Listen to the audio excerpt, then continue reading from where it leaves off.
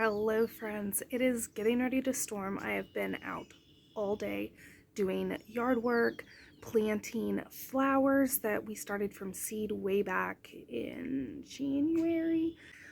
But there are a lot of dandelions, and so we are going to forage my yard for a bunch of dandelions to make a couple different things, and I'm excited to bring you along for it. Dandelions, if you do not know the health benefits of them, look it up. They are so numerous, too numerous to sit here. It would be a super long video if I rattled off all the benefits of dandelion. And you can use every part. You can use the dandelion flower, the dandelion leaves, and the dandelion root. But wherever you're picking your dandelions, make sure that no pesticides or weed killer or anything has been on that ground, because that will make them not usable. But let's get started on gathering our dandelions. Okay, so what you want to do after you have picked the amount of dandelions that you want is you actually want to lay them out and just kind of let them dry out a little bit. Okay. So you can see these are kind of wilted, a little bit kind of shriveled up. That is okay. When dandelions are first picked, they have a lot of water content. So we want to get some of that water content out. It's going to make for a better salve, and it's also going to make it last longer on the shelf, where if it has a higher water content, it is going to spoil more. So once you've let them dry out a couple days, that's when we're ready to make our oil, our infused oil, which is going to then make our salve. Okay, so there's two different ways that you can infuse, I guess 3 different ways, but really it's 2 different ways that you can infuse oil. As far as oils to use, you want to use a good carrier oil that's also going to be good and nourishing for your skin. And that can be almond oil, avocado oil, olive oil, coconut oil, tallow.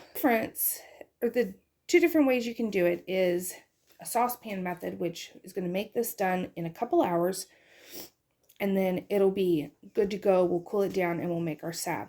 The other more traditional natural way of doing it is to throw some of these in a jar, cover them with your oil, and let them sit either in a cool, dark place for 4 to 6 weeks, or on your windowsill to where it's naturally heated up by the sun for 2 to 3 weeks. Because I've made this more than once and I actually really like it. In the past, I do the traditional method. It just takes longer, but you're not heating up any of your oil and you're not heating up your flowers, and it's a more natural way of doing it. So if you're wanting to do it that way, literally all you have to do to make an infused oil, for measurement wise, because I already told you how to do it, for measurements is you would, for a pint jar for instance, you would fill it up halfway with your flour and then fill it up the rest of the way with your oil. Quart jar, halfway with your flour, the rest of the way with your oil. So there's the measurements for that. We're going to fill it up, and I'm just going to measure, and this is a 1/3 cup.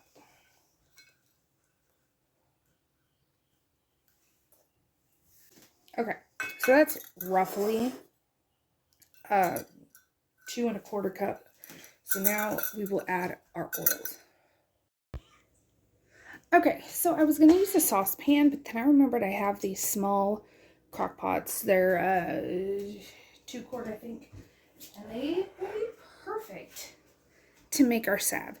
And it's going to put it at a lower temperature, because if you're going to be doing it on the stovetop, you really want to make sure it's just a very low simmer. So putting this on high, it should give us the same consistency. Putting it on low will take a little bit longer, but the heat isn't going to be as damaging. And then I used equal parts of almond oil and olive oil, because that is what I had on hand. And I put 4 cups in for our 2 1/4 cup of dandelions. So lid on, and we're just going to let this do its thing for a few hours. Come back and check it, see how the infusion's going, and then I'll bring you back. Okay, so once you feel like your oil has been infused with the dandelions enough, it's time to let it cool, and then we're going to strain it. So I just have a fine mesh strainer, and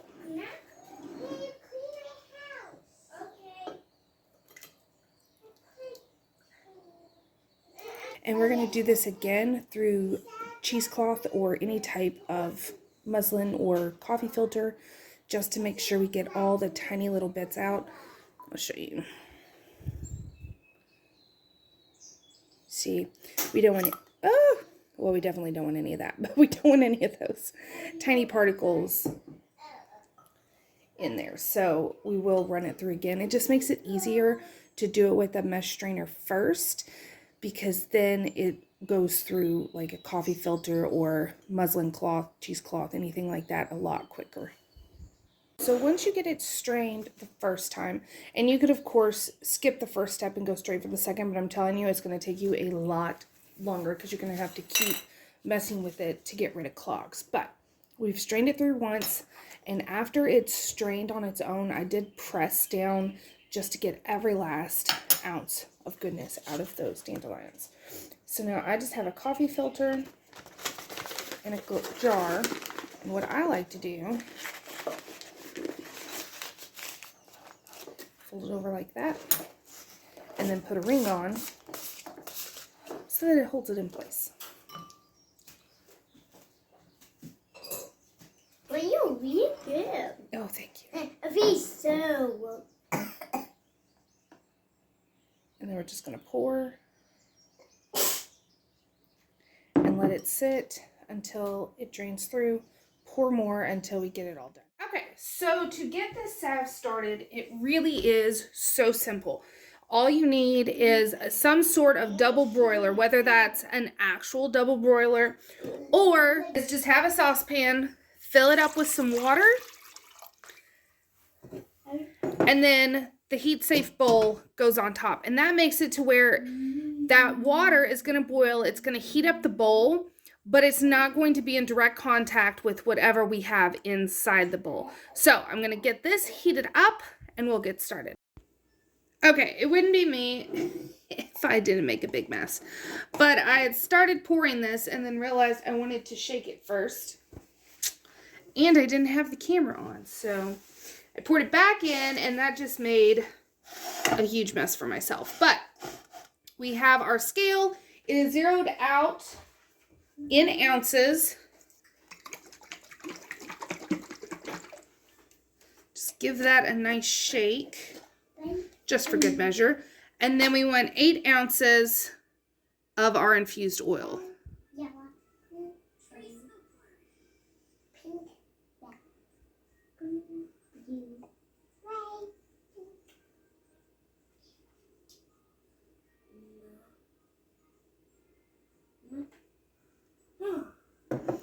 We're going to stop it right there because I am right at the top. So right into our double boiler. And then we want to zero out again. And for 8 ounces of our infused oil, we want 1 ounce of beeswax. Good enough. Stick that in there as well. And then I like to use wooden spoons anytime I'm dealing with anything, really.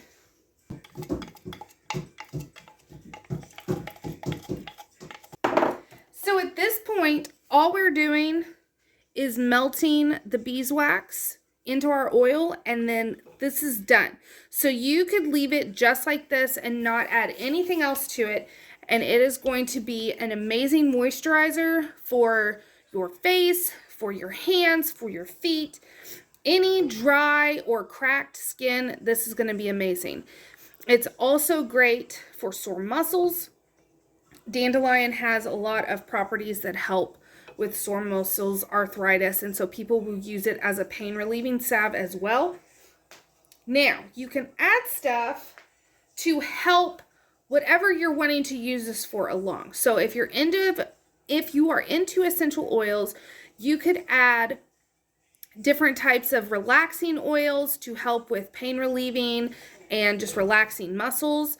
You could add stuff for skincare if you're wanting to go that route. We're going to be adding patchouli and frankincense, which are both great for the skin and also great for relaxing. They're kind of all in one. So if you don't know anything about them and you're interested, I would look it up. I am no expert. I do my own research. I am self-taught on a lot of things, and I really like this combo together. I really, really like patchouli.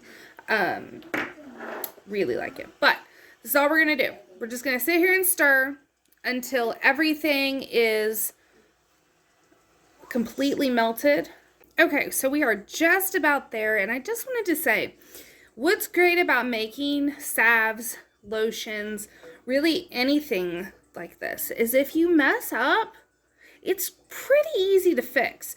For instance, if you didn't put enough beeswax in, and so this didn't set up to the consistency that you wanted, all you have to do is throw it back in your double boiler, melt everything down again, and add more beeswax.